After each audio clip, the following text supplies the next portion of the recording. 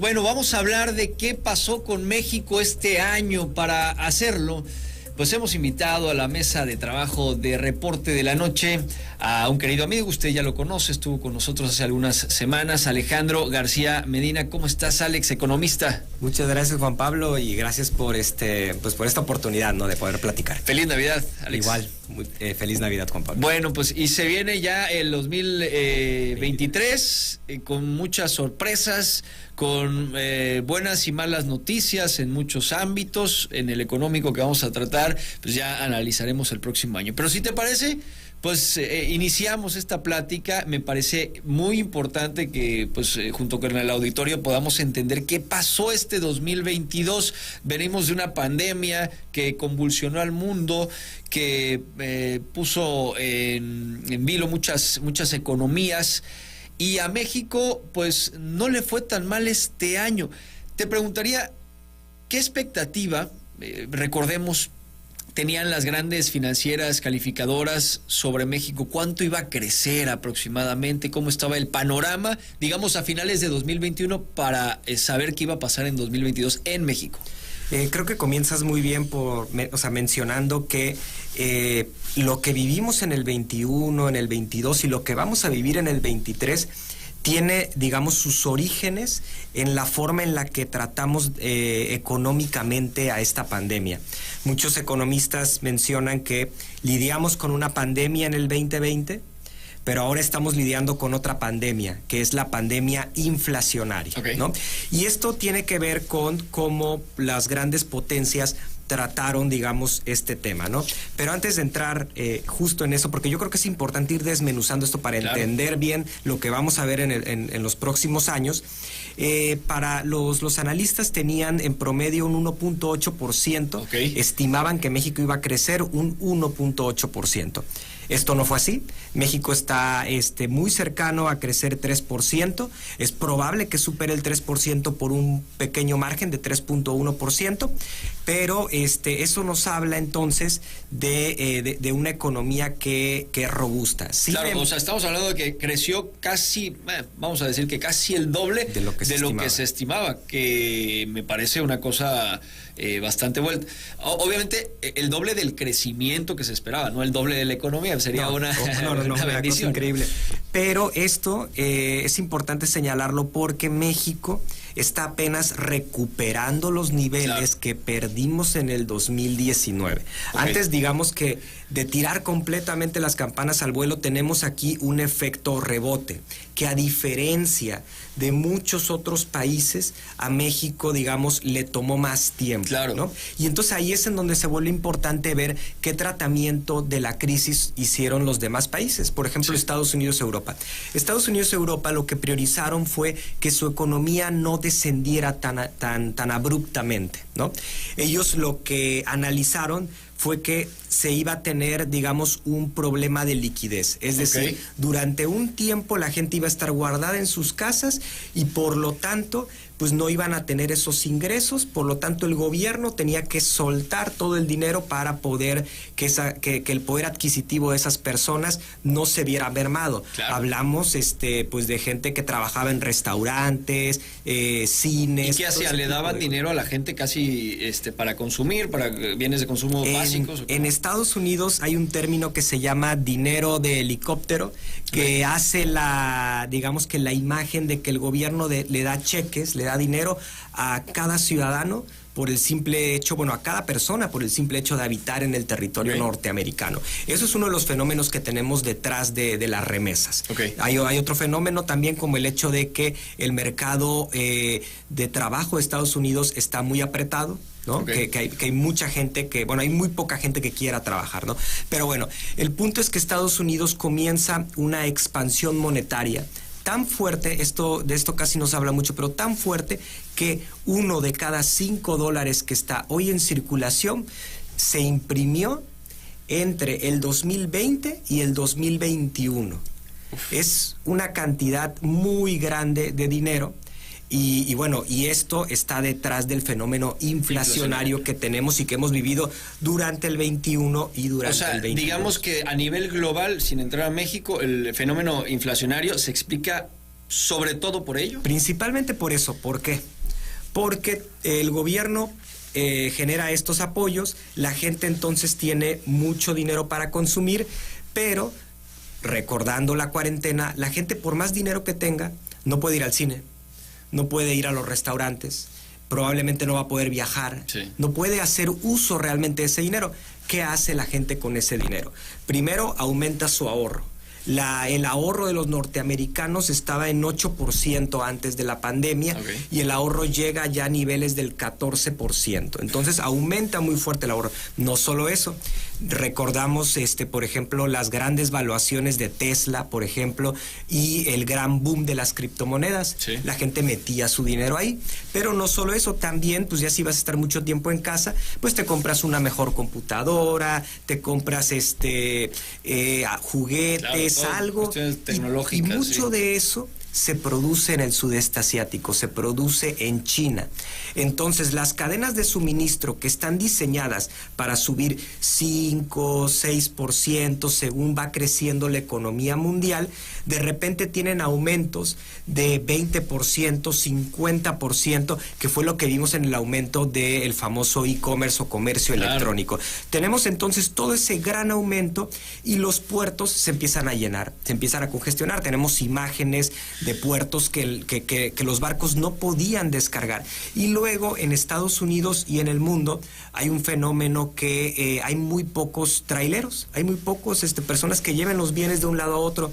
Entonces teníamos... Y luego en Canadá yo recuerdo que hubo un parón de traileros impresionante y que también afectó a Estados Unidos. Y la cereza en el pastel fue que creo que fue por ahí de junio del 2020. Recordarás que en el canal de Suez se traba un portacontenedores. Y bueno, y el problema de que se traba un portacontenedores ahí es que todos los otros que venían pues se tienen que esperar. Se sale ese portacontenedores y luego todos estos van a pasar los distintos portacontenedores, pero siguen llegando más y más, claro, portacontenedores. Entonces es difícil, digamos, quitar el tráfico que tenemos en las cadenas de suministro. Entonces, ¿qué tenemos? Tenemos una oferta reducida. Se le da prioridad también a los cubrebocas, a las vacunas, tal.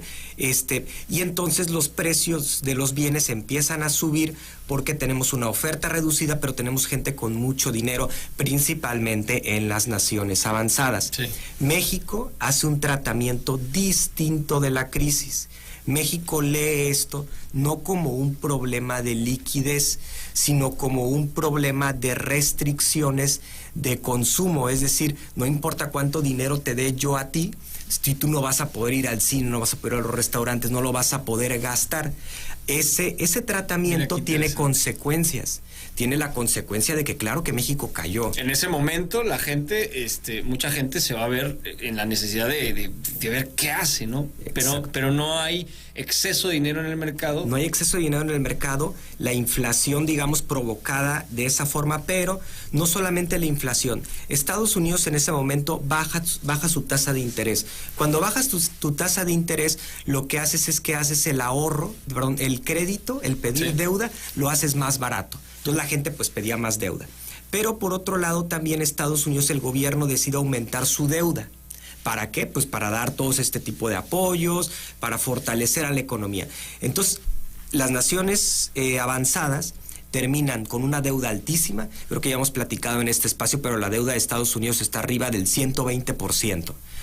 La deuda europea la igual. Japonesa, la coreana. Exactamente. Entonces las grandes naciones en el mundo ahorita están sumamente endeudados. Pero por otro lado, para combatir la inflación, tienen que subir las tasas de interés. Y cuando suben las tasas de interés, esa deuda se vuelve todavía más cara, porque les cobran más. Sí. Entonces Estados Unidos, que próximamente se espera que caiga en recesión, precisamente por la subida de tasas de interés, se espera que Estados Unidos caiga en una recesión. Digamos que Estados Unidos no va a tener las herramientas necesarias para salir fácilmente de esa recesión, porque ya está muy endeudado y porque si baja la tasa de interés, detona otra vez la inflación, vuelve a subir la inflación, y entonces Estados Unidos no quiere, obviamente, que la inflación se salga de control. Entonces, el mundo actualmente está en esa paradoja. México, ¿cómo está? México tiene una deuda, un ratio entre deuda PIB del 49%, como ya lo habíamos platicado aquí.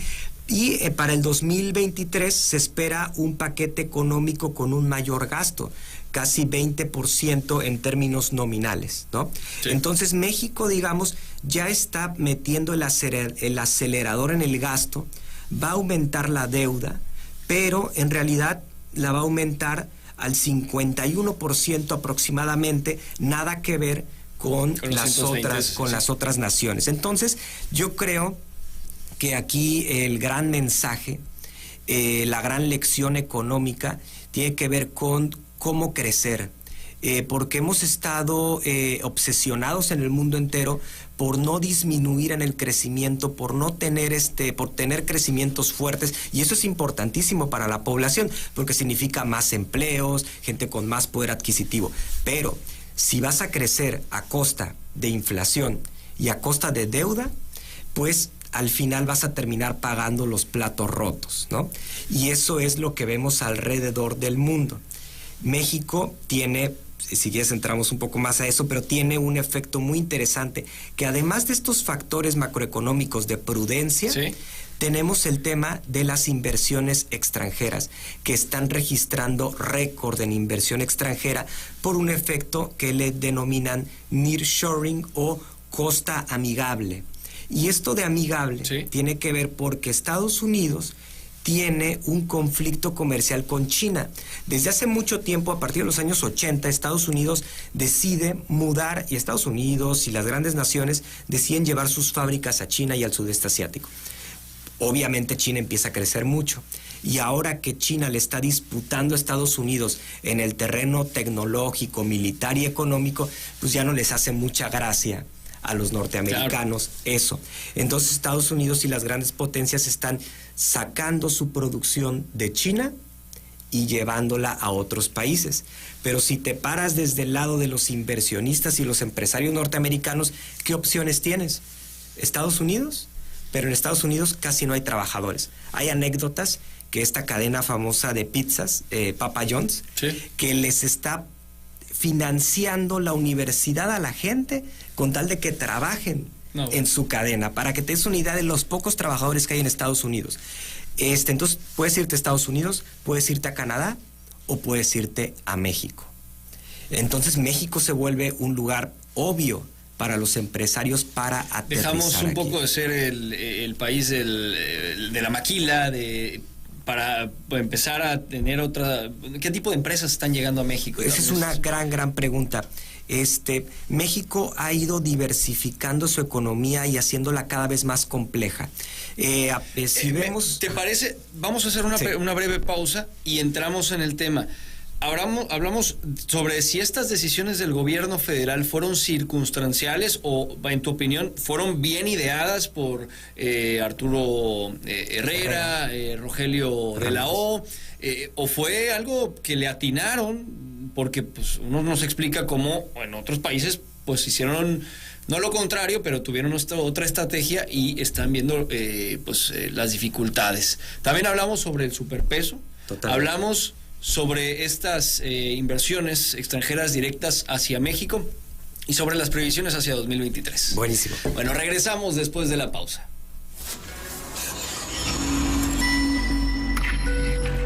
Reporte de la noche.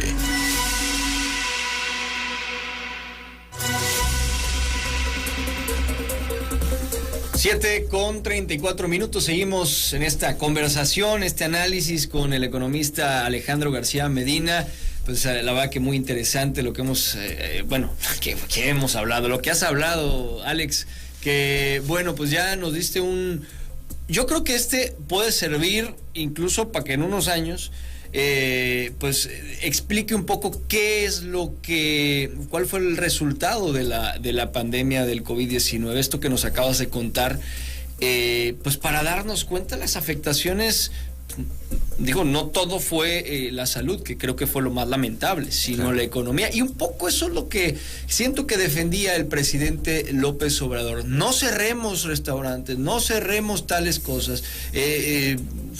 Él seguía con sus giras. No sé si de manera imprudente, pero tratando de dar un mensaje de que, miren, la vida sigue, ¿no? Cuídense, sí, pero la vida sigue, y consuman, y salgan, y ocupen, y vayan a la tiendita de la esquina, no se queden en sus casas.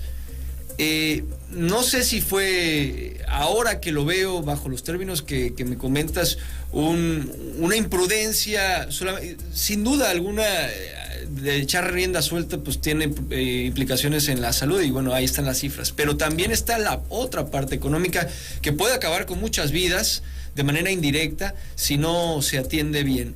Entonces, nos platicabas un poco, yo te quería preguntar sobre si estas decisiones de la manera de gastar el dinero por parte del gobierno, de no darle más dinero a la gente, a los empresarios, una crítica que se hizo muy fuerte, de que los empresarios no tuvieron los apoyos que tuvieron, por ejemplo, en Estados Unidos, claro, ¿no? Que les daban dinero para que pagaran sus nóminas, para que subsistieran, y no se hizo aquí en México. Pero esto está teniendo consecuencias negativas en otros países, y en México no se está viendo tanto eso. Habrán otras consecuencias, pero esa no. Entonces, te quisiera preguntar si con Rogelio Jiménez de la O, Ramírez de la O, Jiménez es otro. Y con Arturo Herrera, ¿esa fue la intención? ¿Fue una cuestión planeada desde tu óptica, o fue una cuestión que latinaron? En México, lo que vemos hoy, hay factores externos, obviamente fortuitos, y por fortuitos me refiero a fuera del alcance del control del gobierno, como lo que platicábamos de la guerra comercial entre Estados Unidos y China. México no tiene nada que ver en eso, pero pues estamos parados en un muy buen lugar en el mundo, ¿no? Sí. Y además tenemos una democracia que podríamos llamar una democracia sólida, tenemos cierta infraestructura, y hay aumento de proyectos de infraestructura que nos hacen atractivos para que México fabrique más cosas, que se vuelva, digamos, como la China latinoamericana, por decirlo así, ¿no? Pero sí hay cosas que requirieron de mucho valor en su momento, y esto es el tratamiento macroeconómico que hizo México. El Fondo Monetario Internacional, el Banco Mundial, los analistas más fuertes, o lo que le llaman como todos los medios de comunicación internacionales financieros, comentaban que lo que se tenía que hacer, bueno, el mismo Harvard, me tocó leer un artículo de Harvard que decía, este es un problema de liquidez, se tiene que inyectar dinero a la economía. Mira, ¿no? Y México, principalmente Arturo Herrera, toman la decisión, junto obviamente con el presidente y con el actual secretario de Hacienda, de no seguir ese camino. Se requiere muchísimo valor para... Te estás enfrentando frente a las posiciones de las mentes más brillantes en materia económica del mundo, y las potencias. Exactamente. Ahora, no estaban solos en eso. Cuando uno ve los análisis de grandes inversionistas en el mundo, comentaban que la forma en la que estaban tratando la pandemia iba a generar inflación. O sea, sí habían analistas que comentaban que eso no era lo indicado. México estuvo de ese lado, ¿no? Y claro que, digamos, toda decisión tiene sus pros y sus contras. Claro que México pagó caro, pues un decreto. O sea, el hecho de que México apenas hasta este momento esté retomando los niveles del 2019, que Andrés Manuel vaya a cerrar el sexenio con un crecimiento quizás de alrededor del 1.5% en promedio, ¿no? Tomando en cuenta que quizás el 2023, bueno, si el 2023 resulta que es un año más o menos robusto, y el 2024 México puede llegar a tener un crecimiento, pero va a ser un crecimiento muy pequeño a comparación del sexenio de Peña Nieto, o el sexenio de Calderón, o los demás sexenios, ¿no? Sí. Va a quedar por debajo. Esos, digamos, serían el precio a pagar por esa decisión que se tomó.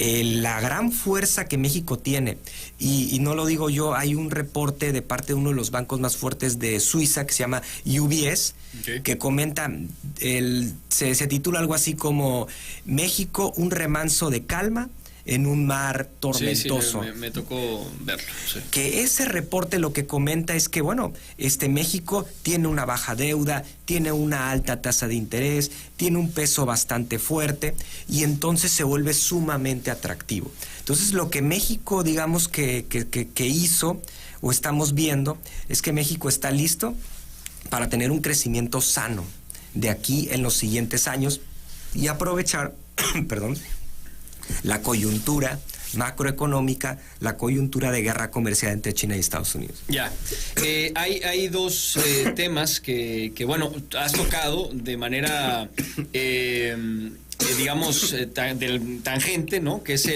la importancia del peso, el peso mexicano, y la inflación, que bueno, todo esto va de la mano. A ver, vamos a hacer aquí un pequeño break. Bueno, vamos a hacer una pequeña pausa para que te recuperes, Alex. Y regresamos con más de esta entrevista. Hablamos de más de esto que es súper interesante en cuanto a lo que también viene para México el próximo año. Regresamos. Reporte de la noche.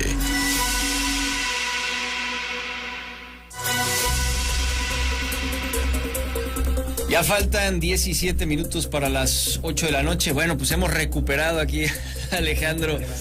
Sí, caray, se le fue. Ahora sí que se te fue por el otro lado, ¿eh?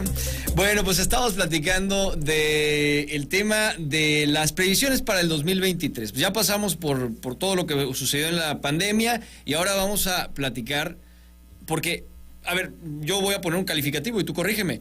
2022 para México en lo económico, yo lo calificaría, según lo que he visto, he leído en los números que se han presentado, como un año bueno para México en el contexto internacional que estamos viviendo. Un año bueno.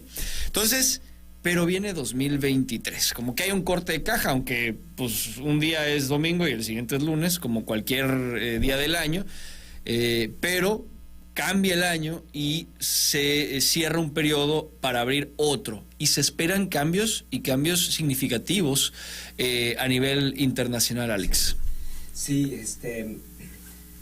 va a ser un año bien complicado en materia económica, porque no podemos negar que si Estados Unidos entra en una recesión, eso nos va a afectar, porque mucho de nuestro mercado, digamos, está para exportar a la economía norteamericana. Eso es innegable. Sí. Pero por otro lado tenemos el efecto de lo que platicábamos, del nearshoring. Van a estar llegando más y más empresas aquí. ¿Por qué? Porque esto no depende de que Estados Unidos ahorita tenga más o menor demanda. Sí. Depende de que hay una guerra comercial con China y entonces tú como empresario no te puedes dar el lujo de estar ubicado al lado de China, que el día de mañana te puede cerrar la forma de transportar tus bienes y servicios. Ese efecto va a hacer que México continúe con un crecimiento fuerte. Sin embargo, aquí, digamos, antes hay esta frase de que si Estados Unidos le daba una gripa, a México le daba neumonía. Sí. Lo que puede cambiar es eso, que es que Estados Unidos le dé neumonía y a México le dé una gripa. Que el efecto de esa neumonía norteamericana no sea tan grave para la economía mexicana. O sea, no nos va a dejar de afectar lo que va a pasar muy probablemente en 2023 en Estados Unidos, con todo esto que ya nos explicábamos, con la guerra comercial con China, pero lo que podría, de acuerdo a la evidencia que hay hoy fuera, es que lo que sucedería es mucho menor, mucho menor desgracia para México de la que tendrían en Estados Unidos. Sí, de la que, digamos, de la que tendríamos si no existiera este efecto del nearshoring, pero también de la que tendríamos si México no tuviera una deuda tan baja. Okay. Porque, ¿qué pasa? México acaba de aumentar su gasto, 20%. Pero si México lo necesitase, dado que Estados Unidos entre en una crisis fuerte, México todavía tiene guardado, digamos que tiene municiones guardadas para meterle fuerte a la economía y entonces hacer que la economía mexicana no decrezca. Eso no lo tiene Estados Unidos. Entonces eso es muy, muy importante. Ahora, eso es una política no de ahorita. Es una política de no endeudamientos fuertes, de tener reservas, pues histórica, no sé cuántos años tenga eso, pero nunca se ha hablado de un país sobreendeudado. Ha crecido la deuda pues, quizás con el tema del Fobaproa en su momento, aunque no era deuda... Aprendimos de los traumas. Sí, exactamente. 94, 1984. Aunque no era deuda oficial, ¿no? Le decían al Fobaproa. Aprendimos de eso y México ha sido muy prudente. Y esa prudencia nos ha llevado a tener un crecimiento pequeño, pero saludable. Yeah. Entonces, digamos que un poco para cerrar esta parte, digamos, de las previsiones del 2023, muchos analistas comentan que es probable que la inflación baje fuertemente para el 2023.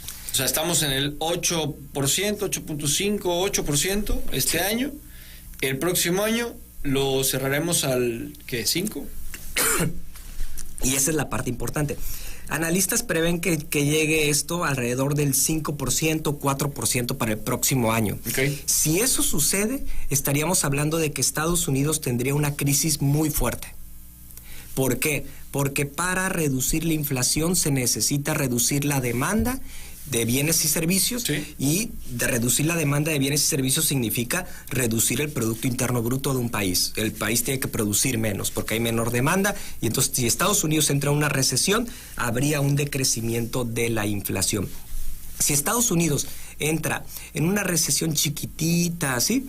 Pues tendríamos entonces una inflación que difícilmente bajaría más allá del 6%, okay. ¿no? Entonces, tenemos, digamos, escenarios en los cuales vamos a depender mucho, en términos inflacionarios, de que se genere o no se genere una crisis en Estados Unidos. El tiempo, digamos, que estamos viviendo se parece más a 1970, cuando en Estados Unidos se traían inflaciones de doble dígito. Okay. Estados Unidos llegó en los 70s a tener inflaciones muy, muy, muy altas, ¿no? Y lo que hizo Estados Unidos para aliviar esas inflaciones fue llegar a tener una tasa de interés del 20%, una cosa que no dimensionamos actualmente. Sin embargo, cuando graficamos la velocidad en la que Estados Unidos subió su tasa de interés en los 80 para contener esa inflación de los 70s, la actual subida de tasa de interés es más rápida que la que se hizo en ese tiempo. Okay. Entonces Estados Unidos está, digamos que, apretando fuertemente a su economía. Cuando uno sube la tasa de interés muy alto, muy rápido, pues puede romper muchas cosas, porque las economías cuando se endeudan terminan con muchas ineficiencias. Entonces Estados Unidos ahorita, digamos que están un poco como rezando porque no se rompa mucho su economía, y eso es lo que nos va a determinar si la crisis fuerte para Estados Unidos viene en el 23, viene en el 24 o viene en el 25. Y entre más tarde, más profunda va a ser esa crisis económica para Estados Unidos. Y México, esperemos que este efecto del nearshoring nos alcance para sobrellevar y no caer tanto. Y nada más un último dato en ese sentido. Hace poco el canciller mexicano Marcelo Ebrard comentaba que si tomamos en cuenta todas las fábricas que se van a reubicar del sudeste asiático a otras partes del mundo, si México logra capturar solamente el 11% de eso, México puede llegar a crecer el doble de lo que está creciendo actualmente. ¿Qué significa eso? México podría estar llegando a crecer a tasas entre el 4 y el 6% si logramos capturar todo ese fenómeno. Hay muchas cosas por hacer para lograrlo, pero bueno, por lo menos ahorita parece que se está haciendo la tarea, y si logramos hacer eso puede ser que nos escapemos de los efectos de una crisis terrible en Estados Unidos y en el mundo. Muy bien, entonces las previsiones, y ya ahí nada más te pediría el dato de crecimiento de México para 2023, ¿cuáles son de los especialistas? Los especialistas marcan un 1.6% de previsión de crecimiento. A ver, al final de cuentas, ahora sí que si queremos politizar un poco esto, y creo que en economía sería un poco deshonesto solamente fijarnos en eso, si no observamos todo lo que nos dijiste previamente. En el sexenio actual, pues prácticamente no vamos a crecer, ¿no? Pareciera, o vamos a crecer muy poco. Es decir, ni siquiera año con año. Referirnos a cómo recibió el gobierno actual, 2018 finales, la economía y cómo la dejaría a finales de 2023 o 2024, sería un crecimiento del 1-2% que podría hablarse. El presidente mexicano sacrificó, digamos, ese indicador económico con tal de tener, o al menos así leo yo los datos, con tal de tener unos indicadores macroeconómicos sanos. Estamos a punto, digamos que esa decisión nos deja actualmente en una posición envidiable ante el resto del mundo, porque el resto del mundo hizo lo contrario. Dijo, vamos a degradar nuestra economía con tal de crecer y de no caer económicamente, ¿no? México hizo lo contrario. Entonces, ahora tenemos la oportunidad pues de realmente crecer fuerte, crecer sano, con un peso fortalecido, con baja deuda, pero bueno. Agregaría la frase de los economistas, que es si todas las variables... ceteris paribus, dices, parece magia, pero bueno. Alex, nos quedan muchos temas, pero yo te agradezco muchísimo este tiempo que has dedicado con nosotros. Te deseo feliz fin de año. Igualmente. Y un excelente 2023. Saludos a la familia, saludos a Dulce, y bueno, también con los nuevos retos que vienen ustedes como matrimonio. Sí, un abrazo para el fuerte. 2023, y sí, porque seguramente nos esté escuchando a mi esposa, entonces bueno, un saludo. Gracias. Y te invitaremos justamente en 2023 para hablar de otras cuestiones que vayan surgiendo. Buenísimo.